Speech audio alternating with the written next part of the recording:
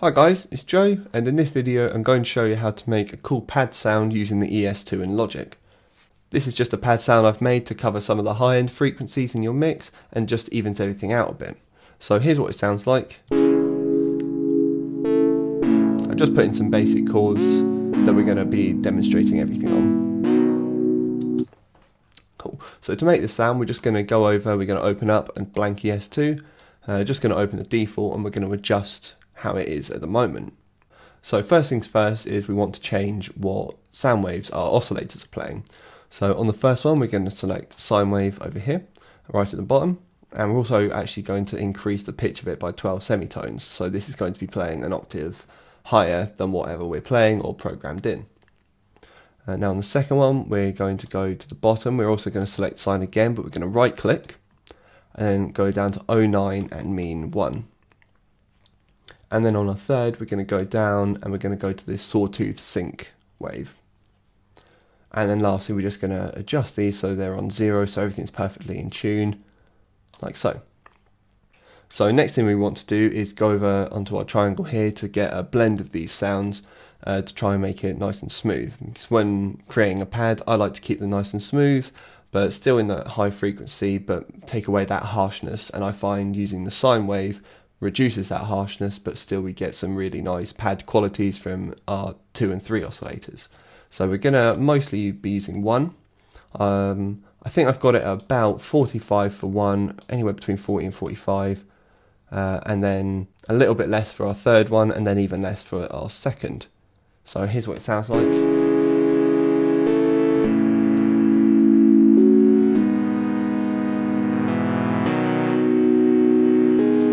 So you can hear what each oscillator is creating there.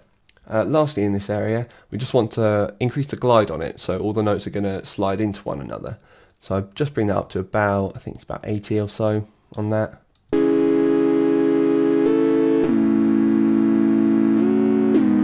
Yeah, so just sliding into each other ever so slightly. Next we're going to go over onto our routing, and we're going to play around with what we've already got.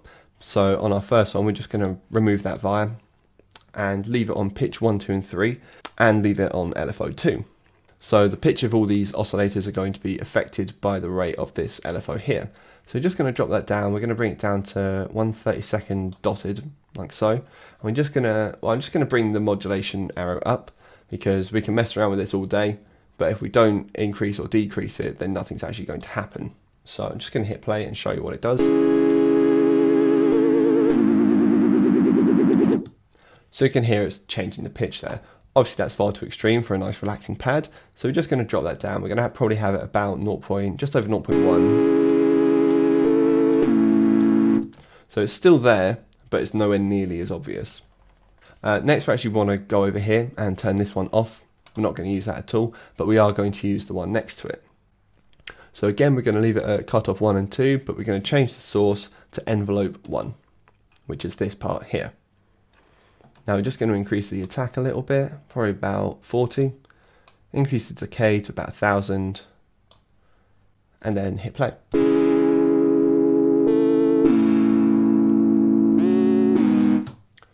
So this is affecting the cutoff up here, and we're going to be playing around with the second one as well in a minute, but it's also just adding that bit of attack onto it so it's a bit more gradual and not so sudden.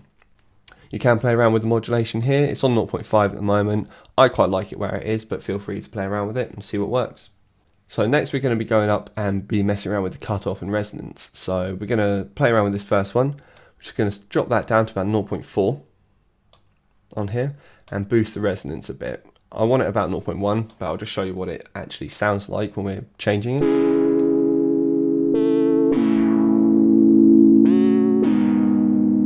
So I think it sounds a bit too twangy when it's really loud. So yeah, about 0.1, anywhere between 0.1 and 0.2 is good. We also want to change this to 24 dB, so it's a steep cutoff. It was on 12, which is a bit more gradual, but I prefer 24.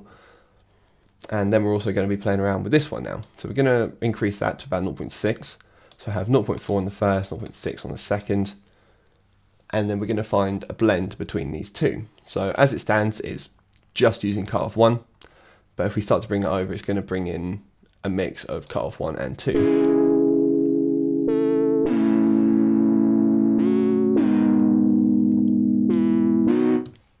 So I've gone for around 0.2 on here. Anywhere in that area should work, but again, it depends on your preference. I'm going to leave the resonance as it is. I don't really want any from this one, so this area is about done. Next, we're going to go over onto our sine level. I'm just going to increase that a bit, probably to about 1, just over. And then with that, we're going to add a new root. So we're going to go down, select sine level, and then select LFO1. So again, nothing's going to happen unless we're using this, but we're just going to go and change these real quick. On our first slider, we're going to change that to 89, I think it is. Yeah, 89. And then our second, I think it's 0.78. Cool. And then I'm just going to hit play and increase this to show you what it does. We're going to have it quite high.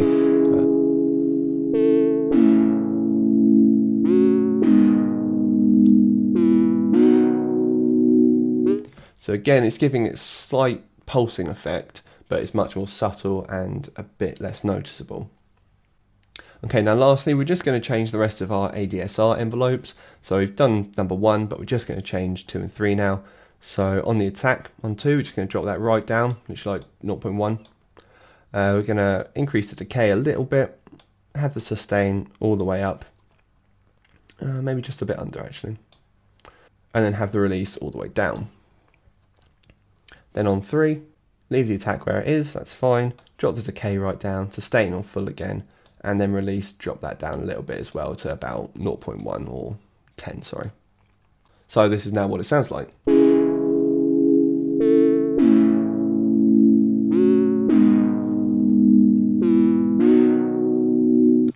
So everything here is completely yours to play around with. It's good to find maybe different sound waves that you want to use instead, or even just using a different blend. There are lots and lots of options you can change and go for here, but it's just about finding a sound that suits what you're after. You can also maybe increase the drive on this a little bit, that can sound quite nice. Again, I'd keep it subtle, but maybe a bit of FM as well. That's made it a lot louder. More sine level, maybe even a bit of flanger or phaser or something. Or chorus.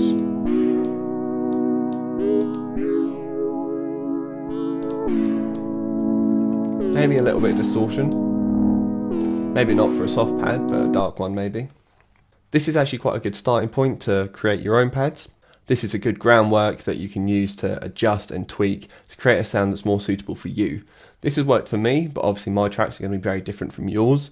So go at it, play around and just see what works. I hope you found this video useful, and if you have any questions, please leave a comment or contact me via my website. Thanks a lot for watching. Cheers.